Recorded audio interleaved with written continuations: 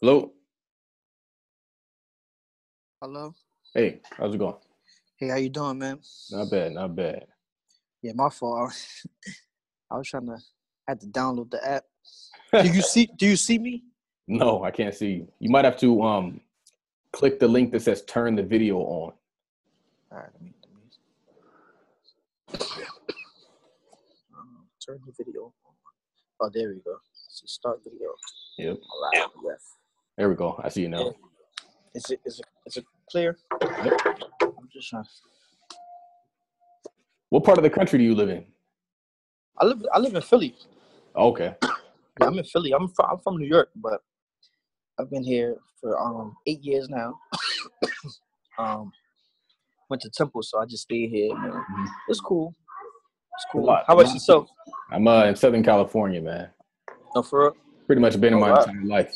I was Oh, born in Georgia, and my parents moved to California. So, yeah. that's what's up. So Very.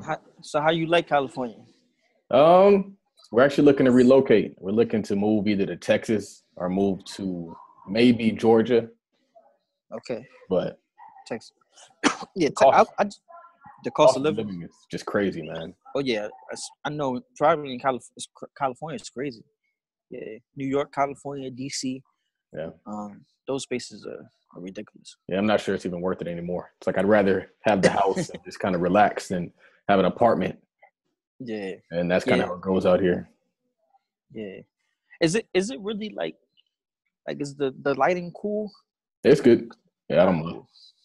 As long as the sound Sounds good. comes through. Because I All mean, right, cool. I'll put this on YouTube, but I'm also going to put it on SoundCloud, Stitcher, all that stuff. Okay, nice. So did you get Nice. the questions that I sent over? In the DM. No, I sent over one in the email. But if you don't have it, it's Yeah, pretty much what we talked about. yeah. I didn't have it. I didn't see. I was looking for that. I didn't see any questions in there. I sent it like super late. So For real? Wait, like yesterday or today? today, like an hour ago. Oh, nah. I definitely didn't see that because I was on the phone up Okay. until this time. Yeah. Cool. But So I'm gonna kick off the intro, give you a chance to introduce yourself, and then I'll just start firing off the questions. all right, cool. All right. So this is the Todd Capital Podcast. This is the Millionaire Podcast, episode number 48. My name is Charles Oglesby. You guys all know me. I also go by Todd Millionaire on Snapchat, Twitter, Instagram, Facebook. I'm the director of the Todd Capital Investment Club that has over 200 members. We're going into year 2.5. We're doing some great things with that. We're doing some great things on the real estate side through Todd Acquisitions, looking to do property 2 and 3 within the next month. And then also Todd Ventures, which is looking to do some really cool stuff with HBCUs. We've already reached out to gotten a lot of very, very solid feedback, which is awesome. Got better response than we thought we would get just off of that first round of emails and letters. So very cool stuff is going on. Thank you all for tuning in. The purpose of this show is to share the stories of successful African-American business owners and investors so that people can see that business and investing are the keys to financial success and generational wealth. With us today, we have Mr. Anthony. He goes by Financial Lituation on Instagram, and I think on Twitter too. But he's very well known in the personal finance and the self-development and that whole guru kind of community on Instagram, which is very cool. And so I figured that I had to get him on the show, had to get some of his knowledge to share with you guys, help improve you guys' lives, and build a better community for millennials and specifically African-American millennials. So with that, welcome to the show, man. Thank you. Thank you so much, Charles, for having me. So can you tell us more about your background? Yeah, so I'm originally from Harlem, New York. I am in Philadelphia now, and I moved here to go to Temple University, where I studied accounting. When I got here, I was like, I need to be in the business school because this is my passion. I love, everything about money, and I want to become more aware of that field. So I chose accounting. Actually, my major was accounting, and I had a minor in finance. And before I even started classes, I was like, all right, I think this is going to be a little bit too much. So I just stuck with accounting.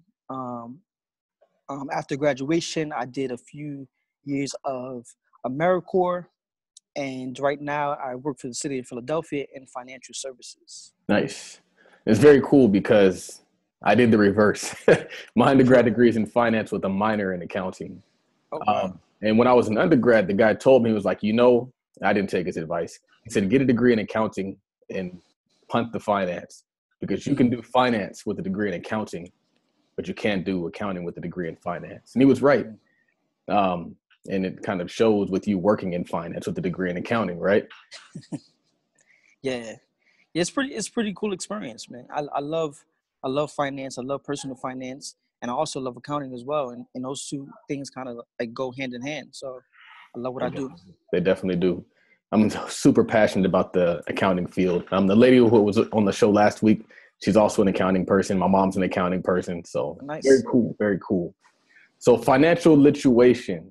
Yes. What does that mean, man? So financial lituation. So lituation is a hip hop term that was derived from a rapper named Fabulous. He came out with a song called Lituation. And it's really, the word, it comes out from the word situation. And lituation is just the amped up version, from that. And I came up with that name because I thought it would be a cool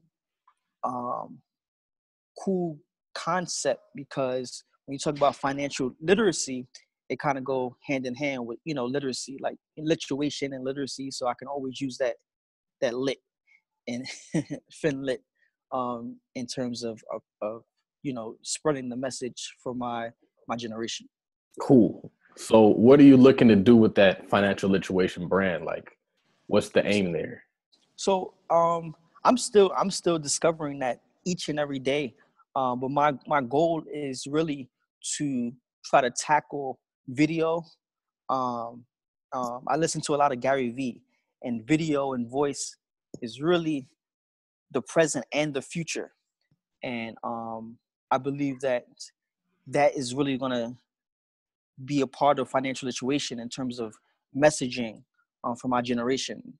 And, a lot of people today, especially millennials, they like to get straight to the point when it comes to content and material that they consume each and every day.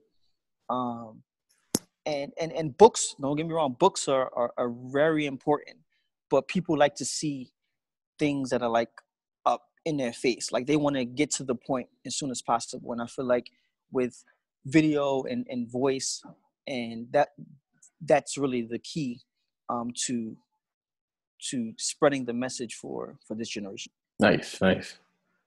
Cool. So when we talked about you coming on the show, you said you wanted to talk about goals. You want to talk about 2018 goals. Yeah. So, I mean, right. What does that look like? So 2018 goals.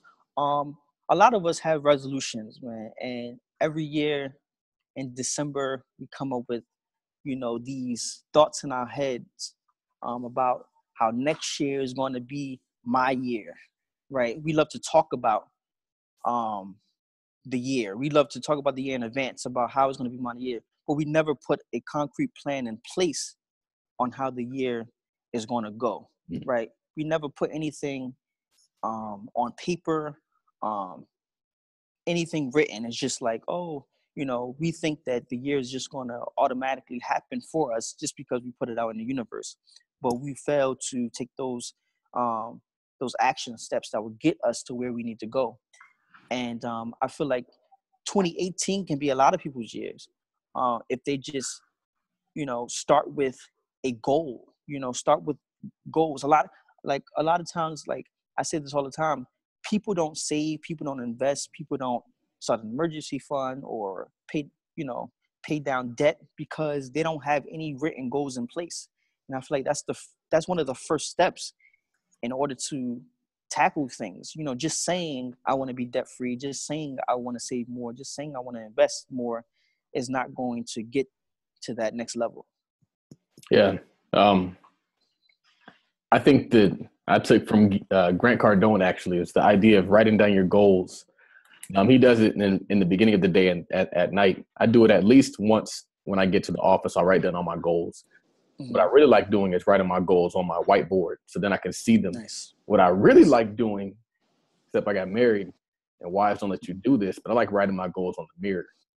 I think that's a super hack because you're always looking at yourself in the mirror. So even if you don't look at the goal, if you're looking at yourself, you subconsciously see the goal.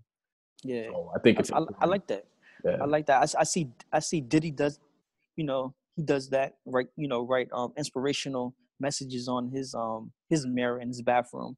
And I see a lot of people who do that, which is very inspiring. I wish I can do that. My mirror is tiny, so I don't have a big mirror to be writing on. Yeah, I think that anything Diddy does, people should probably do. Yeah. He's definitely a boss, definitely a GOAT, man, in the industry. So, what do goals look like? What are the proper? I mean, because I think I was reading something. He was talking about he has like a spiritual goal, a financial goal, all these different goals. Personal. What's your advice for somebody looking to set the proper goals? Yeah, I think it's key to break them down into different buckets. I feel like your spiritual goals and your personal goals should be first. I would make that suggestion for it to be first, because that would dictate how you move in terms of your financial goals. So I feel like that's really key. And it's crazy that you broke them down into buckets, because I did that. I wrote my goals down for 2018 just like a few days ago, and I broke them down into personal, spiritual, financial, and also business goals as well. So I think it's very important to break them down into buckets and start with the core of who you are first, and then it will translate into your financial aspect of your life. Yeah. So specifically in terms of financial goals, I mean, are we thinking like savings goals, investment goals, credit goals? Yes. So for financial goals, I would definitely say I would definitely suggest people to look at what's in front of them, right? So if it's in terms of, I want to pay down my credit card debt. All right. In order for you to pay down your credit card debt, you have to understand how much you owe, right? So therefore, I have to take that step of, printing out statements to see how can I get there based on what I make right now and based on the income that I have right now. What can I do to pay this down each month, and set a deadline, an ultimate deadline for when you want that specific credit card bill to be paid off. Absolutely. And I would recommend, of course, the sooner, the better, especially with credit card debt, when the average interest rate is anywhere between 15 and 24%. So you want to make sure that's done with as soon as possible. In terms of your personal savings goals, like if you want to travel someplace, research how much it costs, to get to that place you want to travel to, every, the average of how much, it would take to get there, and work on a plan to save every month for that specific trip, for that flight, and for, your logging, whether that be Airbnb or whether that be a hotel, and make sure you incorporate food, and make sure you incorporate attraction, like tourist attractions. So I feel like breaking things down, you have your buckets, and then you break them down into different things. So nice. Yeah, it's funny because a lot of times people see that vacation and they'll say like, oh, that vacation costs $2,000. But if you break it down and you consistently aim towards that, you're not like waking up at December, you're saying, oh, I need to go on that trip. Now I got to pull $2,000 out of savings. Like, no, like you set aside a sinking fund.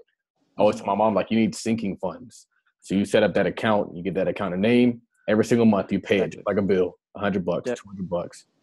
And then also you said about short, hard-hitting or that's what I wrote down. You're talking about like paying off credit card debt. What I did that works is I created a binder, and I created a section, and all the statements I put inside that binder And so I could always glance and see, okay, oh, this person, this person, this person, this person. And then I had a big summary spreadsheet at the front that basically had the whole thing listed. So I was going through this checking it like that's paid, that's paid, that's paid, that's paid. And so I think that it's really about being systematic, being organized, and really being intentional about improving your financial life. It's like you can't just wing it, man, and hope it works out. Systems are so important because they also like I love what you do because it helps you track like, you know, each and every, you know, like, you know, credit card, you know, you're tracking it. And at the same time, you get to celebrate when you pay off certain things. So it brings you joy in the process of tracking, you know. Some people don't like to just face, you know, the reality of the situation. But when you face it and you work towards a specific goal, you know, that will bring you joy, you know. And you just have to face it in order to fix it. So what is a financial goal that you set in 2017 or anytime in life, a big financial goal that you accomplished, and how did you accomplish that goal?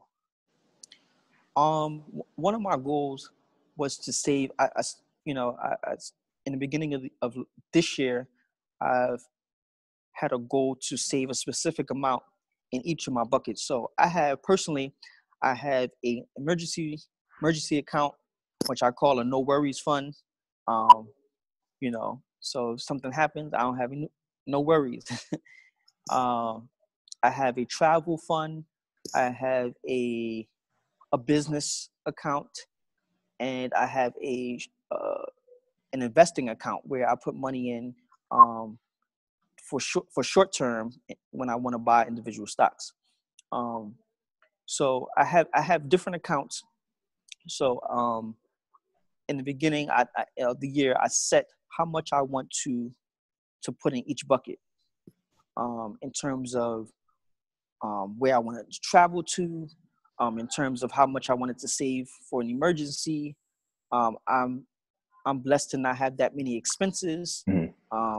I'm 26 years old. I still live with roommates. One of my best friends I live with now. I keep my expenses are really low, you know, because, you know, that's a part of my plan, you know, in order to get where I want to be. So I think it's really key to sit down with how much you make and work your way from there in terms of setting goals and how much you want to save. Yeah. It's so funny because I think that getting your expenses low is so key because it sucks the most important thing in the world and have all your money go to bills. Exactly. And when you start making money and it goes to you, it's motivating. It's like, man, like, of course I'll work that extra, whatever. Of course I'll do this business because every single dollar goes to you now. It's not like, it's just a different kind of motivation. It's motivating when you're making money for the purpose of improving your life or saving money or stacking money as opposed to just making it for the rent. That's when people kind of bare bones it. And it's so crazy. I just said this today. I said, I don't understand how people have been working for years. Like, people really think that their job, like their workplace, the salary that they get from their job is just to pay bills. Like, they look for a job to simply pay bills, right? And then they try to look for more money, right? And as it relates to a raise or another job to pay more bills, to get into more debt. Like, it's just baffling to me. Yeah. But it's something that we need to address, especially, you know, in our communities, that there's another way, right? You can reimagine freedom, what freedom looks like. And that's what I try to do with financial situation. Like, you know, 67, which is our you know, my retirement age, that doesn't have to be the case, right? You know, if we start working as soon as possible towards that freedom, that's just a benchmark in terms of, you know, when people should retire to receive, you know, Social Security benefits and stuff like that. But that doesn't have to be. You know, we Yeah. can live our best lives, you know, as soon as possible, but we have to be willing to put in the work. Yeah. There's a lot to talk about there. Yeah. One thing I will say, because we're on that topic, and I need to make sure I remember to make these other points, but a lot of, like, Ashley Fox, she says that, like, retirement isn't an age. Retirement is when you don't.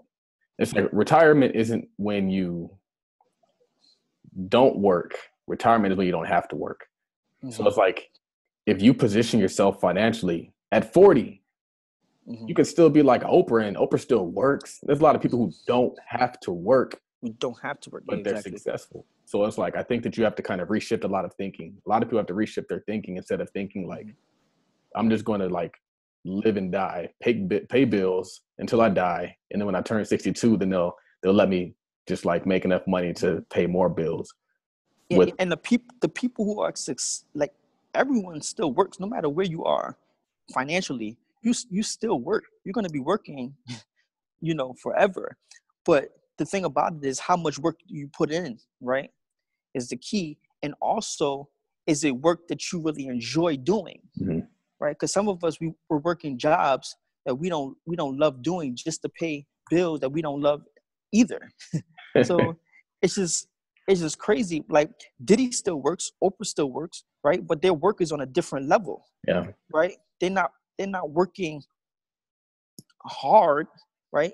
They have a team that's helping them out, but they put themselves in the position to be that, you know, for it to be that way. And also, they're doing something that they love to do. Yeah. Right? It's not like, oh, it's Monday. Oh, I can't wait till Friday. Oh, it's Monday again. Like, no, that's not what's going through their mind. Yeah. They're happy to get up each and every day because they're doing something they genuinely love. Yeah. I think that's a big part of, first and foremost, I want to say that it's different. Working when you're the boss is different than working when you're an employee. So when you show up and somebody's giving you orders, it's a lot different than when you show up and you're giving the orders. You have somebody getting you coffee. You have somebody making copies for you. But also, I want to say that I think that's why I preach the idea of financial freedom. And Jim Rohn says this, and a few other people say this. It's like you have to become financially free as soon as possible, so then you can do the work you love. So it's like a lot of people have it backwards. They're doing what they love, and they get older, and now they're trying to figure out, like, how am I going to pay the bills? Like, you spend all that time playing, man. At some point, you got to put your nose to the grindstone. It's either going to be college. It's either going to be your 25 to 30 years before you get kids. But at some point, you can't get away from it. I have a sister who, like, she didn't go to college when she got straight out of high school. She played. But now she's putting her nose to the grindstone. At some point in time, it's going to happen. Yeah. But I think that one thing we were talking about is not having a lot of expenses. And I want to go back to there just because I think that a lot of people have to really get this for more than one reason, because, man, there's so much to talk about here. I was reading this book and he was talking about how this guy, he accumulated savings to become a capitalist by denying himself certain luxuries or whatever. And so it's a story about these fishermen. They could catch one fish per day. And so what he did is, instead of catching that, they would catch a fish per day. They would eat that fish, and they'd have to go back to work the next day to catch another fish because the fish only lasted one day. And so it's kind of like getting you in this mentality of like the paycheck to paycheck mentality. So what he did is he starved himself for one day, and he spent that day building a net. That net allowed him to catch 2 fish per day. And so then going forward, he was catching a fish to keep, and he had a fish to keep and a fish to eat. And so he started accumulating reserves, and he used his basically capital. The net was the capital. And so what I take from that is what I never really thought of is, like, you have to sacrifice something, not just your time, but you have to sacrifice your finances. And so you have to deny yourself the vacations. You have to deny yourself the going out to eat, deny yourself the newest, freshest Jordans, the newest iPhone, while you stack. And there's going to be everybody else out there getting that new, flashy stuff. But if you want to get out of the paycheck to paycheck race, you have to deny yourself. And I never looked at it like that, but it just made a whole lot of sense. Yeah, and I don't really preach deprivation. I feel like people can find balance in what they do, but a lot of things, the thing about it is people don't know balance, right? They just go all out on one end, and that one end is just complete debt, right? So if you know that you don't make a certain amount, right? Like, it's just like that all in debt situation shouldn't be maybe for you, it shouldn't be for you. Like, I'm gonna just say that. And it's all about balance, because I don't want you to be so focused on paying something down that you don't live your life. And you're living your life down, right? Because you're focused so much on paying something down, so you don't have any great experiences in terms of, like, taking a nice trip. That may be expensive, but I'm not saying take a trip every single month, and especially trips that you can't afford, but treat yourself nice sometimes, right?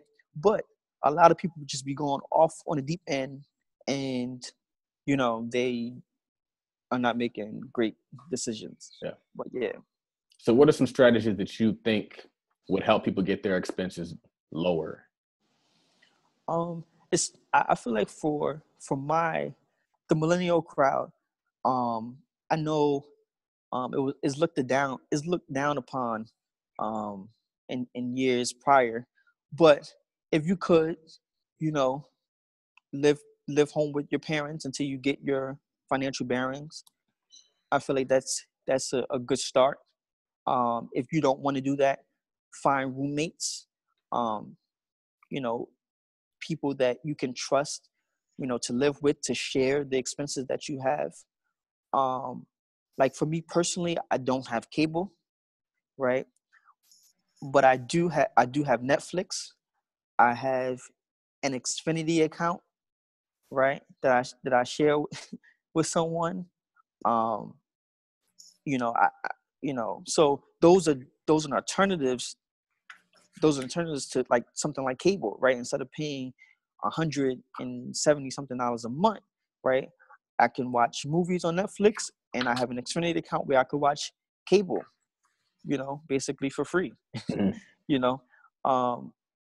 It's all about using your resources. Yeah. It's like being thoughtful about how you're going to do things instead of just going about it exactly how everybody else does.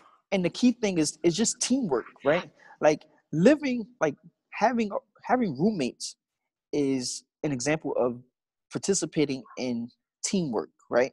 Because you all are sharing expenses, right? And until you feel comfortable and get your financial bearings together, right? Or someone sharing a Netflix account, right? That's teamwork. Someone sharing, like I said, I share an Xfinity account. That's teamwork, right? So I think that's key for our community to embrace teamwork, because a lot of times we want to do things on our own because we want to be the boss, or we want to make sure everyone, the boss. We want to make sure everyone thinks we're the boss, right? So if we have, this house to ourselves that we can't afford, like people would know it's just ours, right?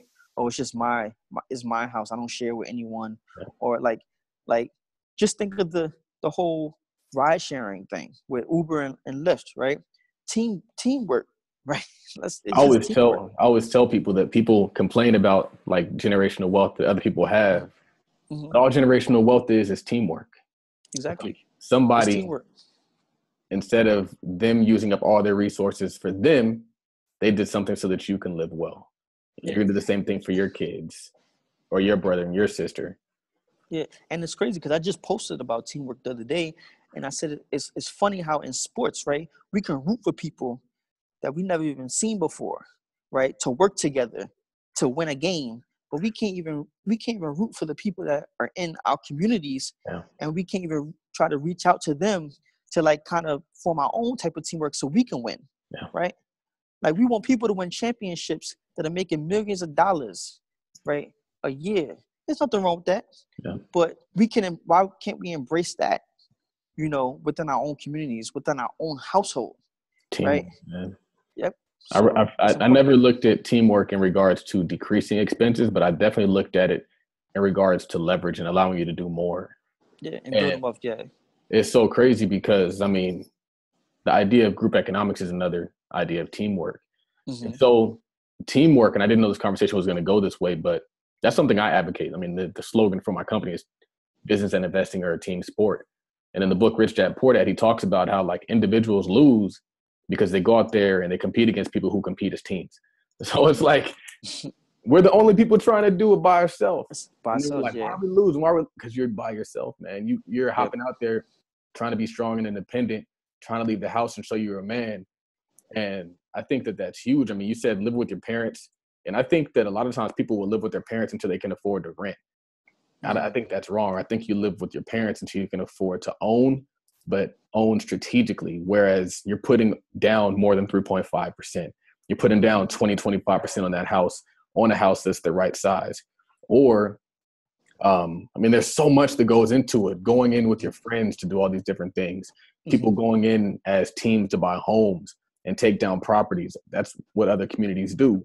They'll go and it'll be multiple families going to buy that one property, that multifamily property. And so then everybody will live in their own unit and they'll pay off that property. Everybody will hustle and pay off that property. And then everybody eats. And so it's like, I'm really big on sacrifice and on denying yourself and all these different things. And I think that you have to kind of, my balance is the little things that I give myself as rewards for accomplishing goals. Exactly. Yeah. But I think that if anybody takes anything from this, like, small stint of the conversation, it's that teamwork is everything, man. That's what they say, that teamwork is the best credit score you ever have. Teamwork makes the dream work. And I made this comparison a while back where I was talking about like how the Golden State Warriors play basketball, how it's not necessarily the Steph Curry show. It's everybody gets their touch. Everybody gets their shot up. Everybody gets to be a part of the offense. And then at the end, everybody wins. I think the headline for this show is going to be teamwork, but if we can just get that, we've done so much through the investment club, just through teamwork in 1 year. And I always tell people, like, in 10 years, imagine what we can do. And the crazy part about it is when you work as a team, people don't have to work as hard. When you work as an individual, you got to go all in 120. And I mean, maybe it's not healthy. Maybe it's not even possible. But if, like, you start working together with other people, everybody pitches in a little turns into a lot. A lot. Exactly. So that's definitely key. Yep. Yeah. Is there anything else you want to kind of touch on while we're there before I go into the next subject, though? Yeah, I love the approach, man. Teamwork is definitely, like you said, makes the dream work. That's an old saying, but it's a new, ever evolving thing especially for our community. So it's really important. I always tell people that, like, LeBron is a great basketball player, but he's only one player. It's like, imagine if LeBron was out there talking about he's the best player ever. He doesn't need no team. He'd go out there and lose every single game. Mm-hmm. And in the community, you have a lot of people who might be LeBron, but they still need team members. And it's like Claude Anderson says, he's like, for some reason, we glorify the accomplishments of the individual instead of the accomplishments of the group. So it has to be focused on the group. It has to be focused on the team. It's like, if I'm winning, but you're losing, I'm not winning. Mm-hmm. Like, we need to be winning. Yeah, and that's why I'm a huge Knicks fan, you know. I'm a huge Knicks fan. And we had Carmelo for the past years. It was just like the Carmelo Show. Yeah. Right? And since, you know, I was like, it's crazy because when he went to OKC, you know, some Knicks fans were like, oh my God, he left. I was actually happy, you know. I felt like he put in his time. But it was just like, it was a lot of, you know, the pressure was just put on him to you know, make the team better. Yeah. And he couldn't hold the team by himself. Just look at someone like LeBron James. Like when he was with Cleveland, you know, in the beginning, right? He couldn't hold the team by himself. Like they you know, they did their thing, but he still needed key players around him to make, you know, better moves. And that's why he went to Miami, you know, to be surrounded by teammates who would help him with his vision. Yep. Right. Absolutely. And I think that one thing that I always tell, there's this book called The Jewish Phenomenon, and it talks about how I always draw comparisons to Jewish people. People don't like it. People hate it. But I feel like in certain regards, they went through a similar sort of disenfranchisement in America, and they had to kind of overcome that. So I look at strategies they use to overcome that. And one of the strategies that they use is they're not necessarily looking for one person in that community to be the savior. They're not looking for an Obama. Everybody feels like it's their obligation to be Obama. And so you can't have people who are necessarily pulling you down, because if I have everybody in my family waiting on me to succeed, I'm like LeBron out there in Cleveland trying to carry the whole team. Yeah. I need people who are going to come alongside me and run with me, who are going to hustle alongside me and hustle with me, not who are waiting like, go Charles, go. You're gonna save us, man. Because maybe I will, maybe I won't. But the odds are so much better if I'm running and he's running and he's running and she's running and we're just passing each other the ball. Somebody's gonna hit a shot. Yeah. So, I love that. I love that. So teamwork is definitely important, especially to our communities. And I hope from now in 2018 and years to come, we can really hone in on that concept and really like move it forward, because our spending power is excellent, right? We know how to come together to spend, right? We know how to come together to spend on things that's not necessarily for us. But when it comes to helping each other, it's like kind of there's a lack and disconnect there. So yeah. Absolutely.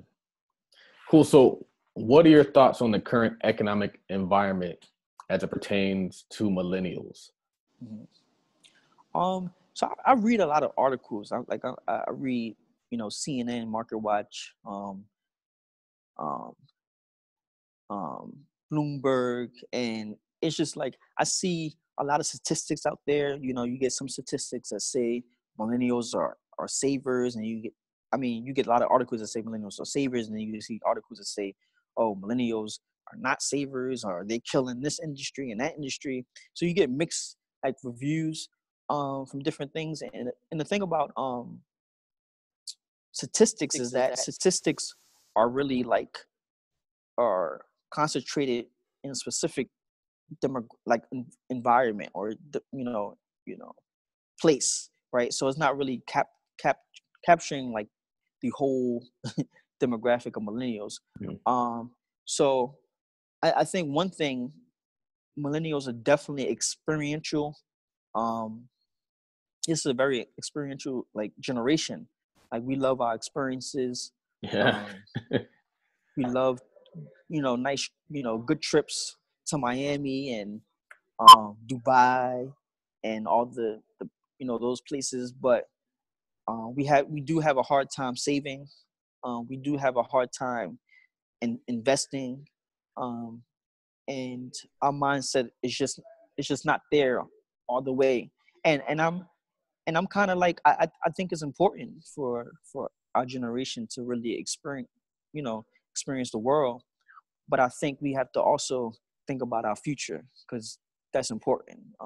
Your future is going to sneak up on you any day now. So it's important to really get key personal finance concepts down pat. So you could do more of that traveling and more of the things that you love to do. It's funny because I always say that I think that for some reason we try to squeeze so much into that 20 to 30 year stint, that 10-year stint. And it's like Gary Vee says, he says like life is long. He's like 40. He said, I'm 40 and I feel like I'm 20. He's like, if people realize that like you can still do great things at 40, they wouldn't try to rush so many things and squeeze so much into things. I wrote a blog about that, and I was saying like, man, I wish when I was like your age, or maybe less, maybe younger, when I was like 23, fresh out of school, I wish that I would have been gobbling up real estate at that time instead of just living life. I just lived a life at that point in time. I was in college. I had struggled through college, and I felt like, okay, now it's my time to ball out. And so I balled out. And I was watching a Gary Vee episode like 2 days ago, and he was saying like, you might think it's your time to ball out. Like now it's really your time to go in. No, it's really like, it's your time. Like you ate dirt for 4 years. Now ate dirt for another 4 years. And you look up at 30, you'll be untouchable. And so it's like, that's kind of where I am now. It's like, I ate dirt to get through law school, all that stuff. And now it's like, I could party now, or I can get back in the lab and make 50 look amazing. So what are some things you think that millennials should be doing now to make the next 10 years look better for them? I think it's funny because like a lot of millennials are coming out with brands, right? You see a lot of people starting businesses. I think that is wonderful. I think is great. Like I've been on the wave of entrepreneurship since I was in high school, and to see so many motivated millennials tap into the world of entrepreneurship is amazing. And I think it's in order for them to move. I feel like in order for them to move forward, they need to try to capitalize on that entrepreneurship, that expertise that they have, so they can pay down debt, right? And they can save and things like that. And I love social media now because everyone's connecting with each other and creating this space, this safe space to collaborate and things like that. So I think the important thing now is just to really further embrace teamwork as it relates to saving and like you're involved in real estate and investing, in mutual funds and things like that, and understanding that this is not about just now. This is about building a legacy, and that's important. I think what's really cool about what you said about entrepreneurship is I read this book. Everything is a book. It's either a book or a podcast. I read this book called Rich 20-something. And he was talking about how you have these skills, you work this job, you get paid for whatever you do, contract drafting, you get paid to analyze whatever. And then in your after hours, you can work as a consultant to basically do the same thing you'd be doing on your job, but you can get paid at consulting rates, not at your hourly wage rate. And so for that kind of goes hand in hand with something I heard Eric Thomas say, and he was saying like, you use your intellectual property and your intellectual capital to pay off your student loans. Mm-hmm. So it's like you baseline your job. Like, I'm not expecting a job to save me because I know it won't. I know it's not. And it's not, I was to my mom, like, it's not even like they don't hate me. It's just not profitable to pay you what you will be making on the open market. And they're business owners, so they have to pay what they pay you. They don't hate you. It's just business. And jobs are not designed to make you wealthy. Yeah. That's your job. Exactly. Your job is to use the resource that they give you to make whatever happens. Exactly. Yeah. Exactly. So it's like you do that between your hours of, I think Gary Vee says from like, what did he say, like 7 he says from 7 to 2. Yeah. And so it's like you can do a lot of work between 7 and 2. You can do a lot of work on a Saturday. You can do a lot of work on a Sunday evening. Yep. I think just think about all the all-nighters that people had in college. Yep. Like you slaved in college, spending nights, studying for an exam, just to get an A. And I feel like we should use that same drive to do, as it relates to our goals and our visions, and our endeavors. So I think that's key. Now that I'm out of school, it's I feel like it's like impossible to not be successful in America. Mm-hmm. Like if you have 24 hours with social media, with the ability to sell products online, you have Shopify, you can do webinars, you can sell books. There's so much opportunity out there to create products and sell products and promote a brand. It's just, what are you doing with it? Are you using it to promote a brand? Or are you using it for nonsense? Because social media is just a vessel. It's like, what are you going to fill that vessel with? You're going to fill it with substance. You're going to fill it with butt pictures. And Gary Vee talks about it all. Gary Vee talks about it all the time. He says like the social media that we have is just, it's a jewel, right now. It's for our generation. Like the word of mouth thing is still relevant, but social media can spread to millions and millions of people in 1 second. Right? Twitter is crazy. In 1 second. One thing I like Twitter. I like Twitter. I like hashtags. I like Twitter because Twitter is one of the rare social media platforms where somebody can take your content and then share your content to their followers. Mm-hmm. And so you just immediately doubled your market. And then they'll share it again. You just tripled your market. You quadrupled your market. Twitter is a huge tool. A lot of people, I don't know if they like Twitter. There's a lot of negative downsides to Twitter, but it's a huge asset. I was watching this Grant Cardone. It was an old video, like 2015. He was like, I just want to thank God for social media. He was like, social media changed my life because it just broadcasts you to the whole world. Exactly. And what's really cool about social media is it allows you to be your true self. I feel like things that I talk about on social media are not things I would talk to my friends about. which might be not a good thing. Maybe I need better friends. But it's true. Like you're your 100% authentic self. And so you go out and you find somebody who believes what you believe and they become a part of your tribe. And I mean, I've done that just with the podcast. It's just bringing on people who believe what I believe. They become my friends. Who knows what we're going to do in the future? Who knows what we have already done in the future? So shifting gears, I want to talk about some more current events and something that's really hot and popular these days. And I know you know what I'm talking about. And it wasn't always like this, but for some reason, everybody's talking Bitcoin. Everybody's talking cryptocurrency. And for people like me, who are like traditional investors, stocks, bonds, mutual funds, ETFs, real estate, savings accounts, CDs, all that stuff, crypto makes no sense. But to the newbies, they're like, it's the future, it's this, it's that. And you're a finance guy. I don't know if you're super deep in the Kool-Aid, but I mean, what's your take on crypto? Crypto. So cryptos can be very tempting for anyone. And it's definitely succeeded in a lot of our communities. It takes a lot to really understand cryptocurrency, right? And Bitcoin. It's just like I say all the time, like I understand stocks, right? I understand bonds because I will call those an investment. Those are investments, right? To me, I wouldn't really call Bitcoin an investment per se, right? Because when I invest in stocks, when I invest in bonds, right, I am lending money to a company. I'm lending money to a city, a government, for them to do specific work, right? For them to enhance something, for them to innovate a product or a service, right? I know I'm investing in a vision, right? I'm believing in something. With cryptocurrency, I can't really say that, right?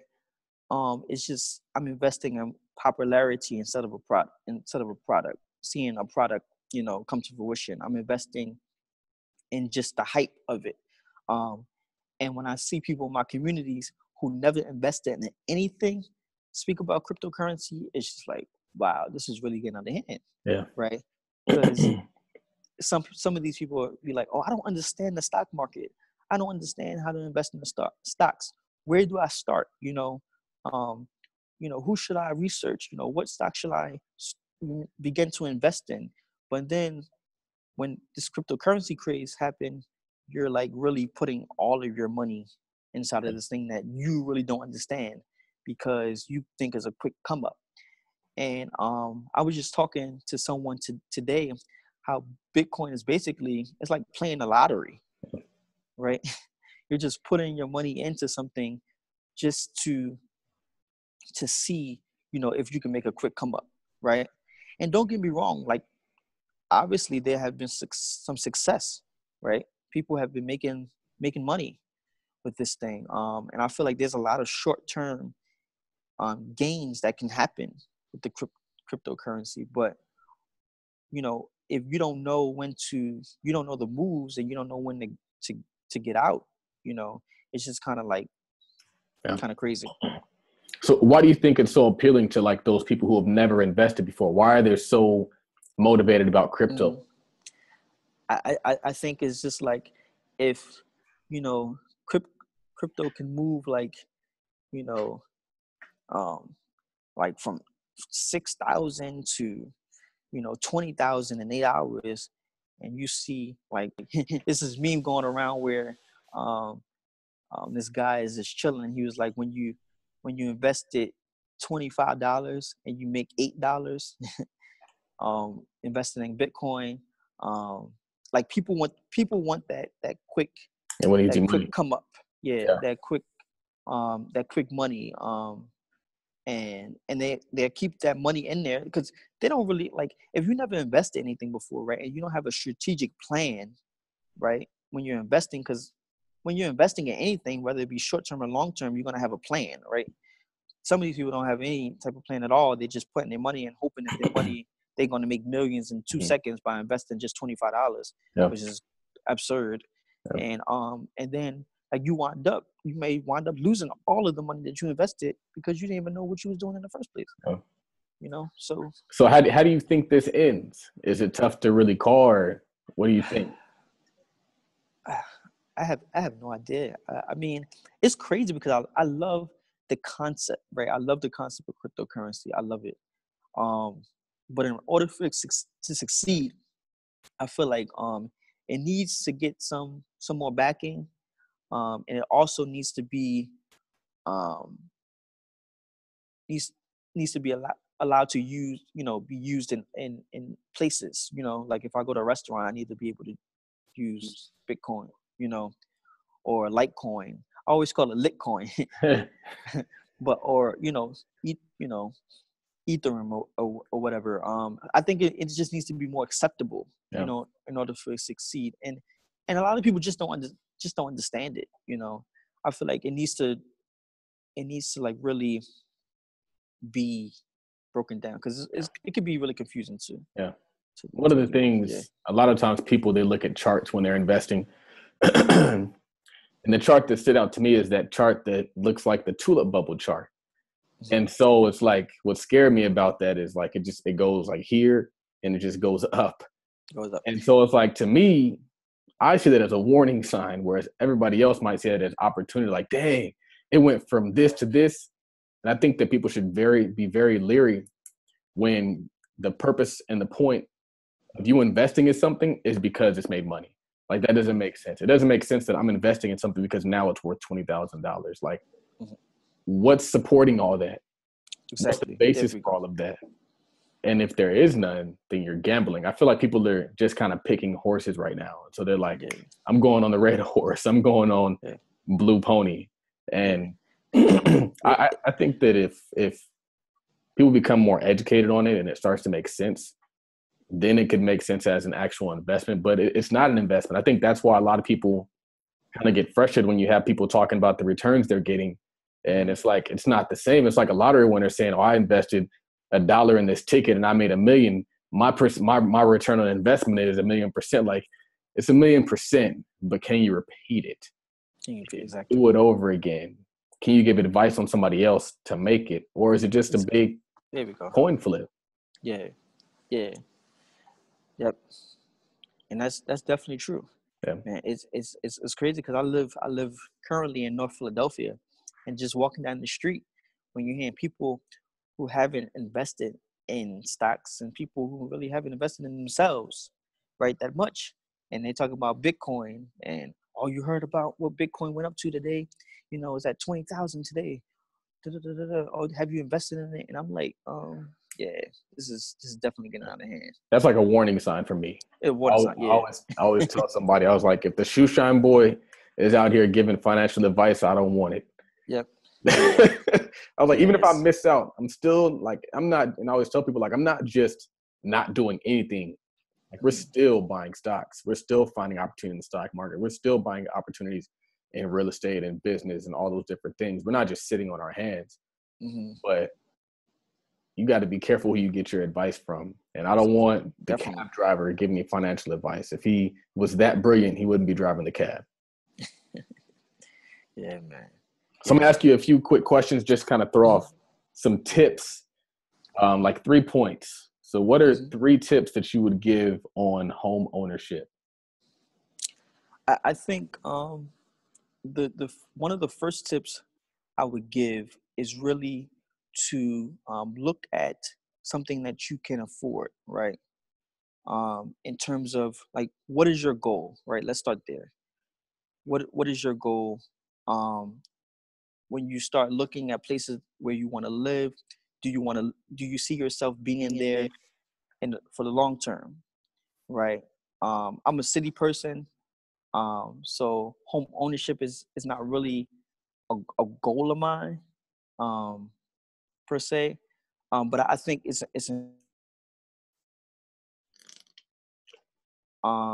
in terms of where you want to be, for the long term. Number 2, I would think just coming up with a realistic budget in terms of how much can you afford to put down. because a lot of people like a lot of people trying to get their credit straight, and that's important when you talk about ownership. But if you don't have any cash saved up and you haven't created a budget for it, it's like kind of like what's the point of getting into something where you're going to get into more debt? Yep. And I feel like number three would just be do you see, I like personally, if I have a home, I want my kids to be able to live there in the long term as well. And if you see that that's a place where, potentially, you see,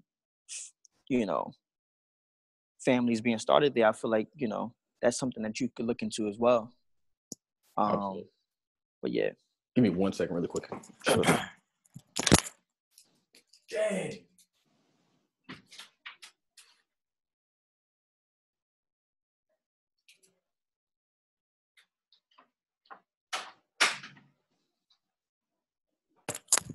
All right, I have like 10 minutes. Oh, what the heck? You hear me? Yeah, I hear you. All right, cool. Man. All right, so I'm gonna just throw off a few things, and then you can just throw off like one tip if you want. We're kind of running short on time. What are some tips on budgeting? I feel like budgeting, the first thing is to write down, know your expenses, well, the first thing is to know how much you make exactly. Some of us, we get checks every 2 weeks and we say we make around something, right? We tell people, I make about $80,000 a year. Oh, we tell people that they make $80,000 a year, but it's really probably like, 76,000. But we don't really know how much we make, per check, right? Mm-hmm. We don't know that exact figure, and I feel like that's key. The second thing is to write down know your expenses, write them down, and try to, really get that in order and compare that to how much you make. Nice. And yeah. Very cool. Tips on paying off debt. It's important to make double payments. That's extremely important. Don't listen to what the minimum balance say. Right? I tell people all the time, like credit cards will tell you the minimum balance payment is $25 to $35. Pay more than that, right? Mm-hmm. That $25, $35 is only simply just to avoid a late fee, right? But you're still going to be accruing interest if your bill is past due. So it's important to make double payments on your credit card bills in order to effectively pay them off as soon as possible. That's a good point. And I think that the same should be true if you're talking about a car note or you're talking about even a house. It's like if you position yourself so that the payment is able to be made twice on your car, on your house, that's a stronger financial play, even if you have to drive less of a car. It's like I was telling my wife, like, yeah, we can live fly and flashy, but we need some excess. And so it's like. And the key thing is we need to stop listening or putting dates in our heads that companies give us, right? So your student loan provider may say you're going to pay off this debt by 2025, right? Based on their calculations, based on you making a minimum payment on, the amount that they tell you to make, right? Don't listen to dates, right?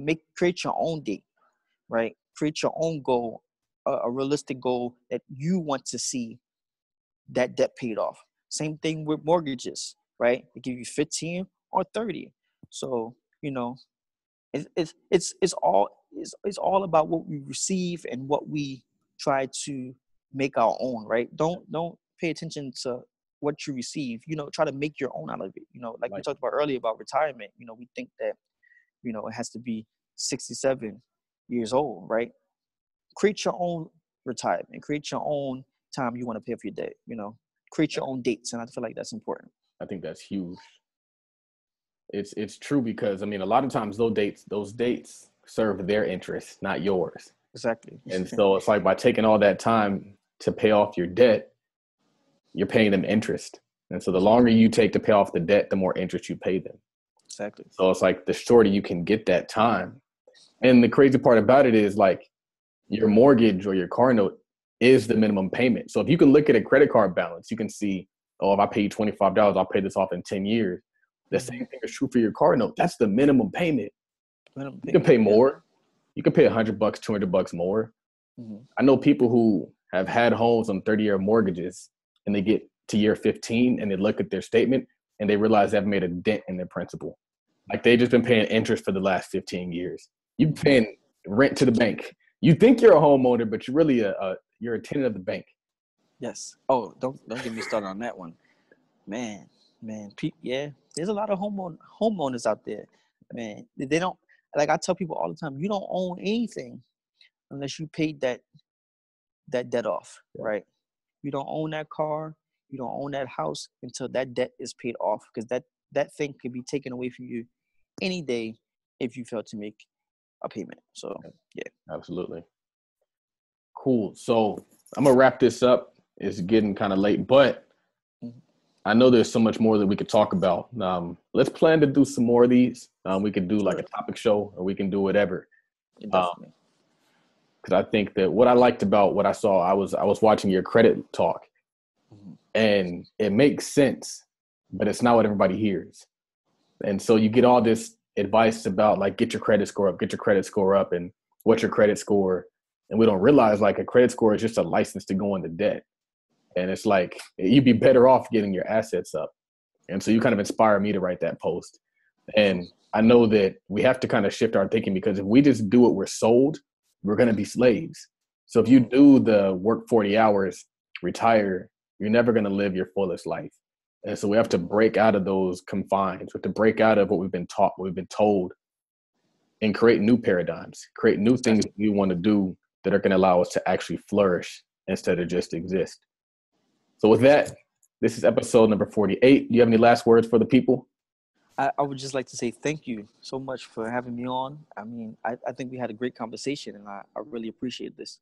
Very cool. Very cool. So this is Charles Oglesby, also known as Todd Millionaire. This is episode number 48. We're doing great things in 2018. We're actually ending off 2017 with a bang, because somebody told me not to wait until 2018. So we're going hard in these last few weeks of 2017. I recommend that you get on board now, not wait until 2018. You can do so by emailing us at info@capitaltodd.com. The website is capitaltodd.com. As always, this is Charles Oglesby, also known as Todd Millionaire, signing off.